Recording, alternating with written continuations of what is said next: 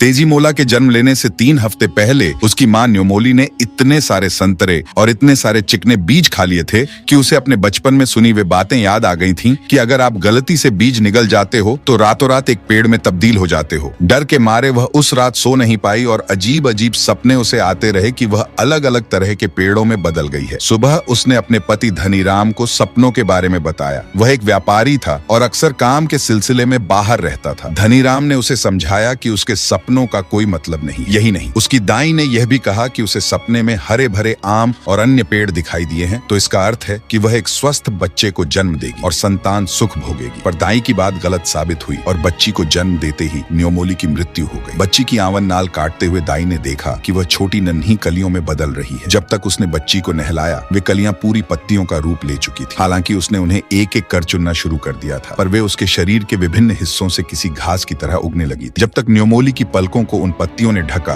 वह मर गई, क्योंकि पत्तियों द्वारा उसके शरीर से सारे रक्त को चूस लेने के कारण वह सांस नहीं ले पा रही थी। अघोनी ने पूरी कोशिश करके उसके शरीर को साफ किया ताकि किसी को इस बारे में पता न चले और उसके बाद ही सबको बच्ची के जन्म की सूचना दी। उसने धनीराम से यह भी कहा कि क्योंकि वह न्योमोली को अपनी बहन की तरह मानती थी, इसलिए जब तक तेजी मोला शादी के योग्य नहीं हो जाती और किसी योग्य वर से उसका विवाह नहीं हो जाता वह उसकी देखभाल करना चाहेगी। असल में उसे डर था कि कहीं शिशु के शरीर में से भी पत्तियां न फूटने लगे और उसकी भी मृत्यु न हो जाए। धनीराम ने अपने घर के उसके लिए एक घर बनवा दिया ताकि वह वहां रहते हुए बच्ची की देखभाल कर सके। वैसे भी उसका कोई रिश्तेदार नहीं था। तेजी मोला को सब प्यार से तेजी कहते थे। गांव वालों के जोर देने पर धनीराम ने दूसरा विवाह कर लिया ताकि तेजी को माँ का प्यार मिल सके। इस बीच दाई तेजी मोला के शरीर से कम 4 बार अलग अलग तरह की पत्तियां निकाल चुकी थी। ऐसा करने के लिए वह कभी उसे हल्दी का लेप लगाती तो कभी सोयाबीन का लेप, ताकि उसे पत्तियां खींचकर निकालनी न पड़े। इस तरह के लेप लगाए जाने की वजह से तेजी मोला के रंग में लगातार निखार आता जा रहा और उसकी सौतेली माँ रमोला उसे देख जहाँ हैरान रह जाती वहीं उसे जलन भी होती। उसका खुद का रंग काला था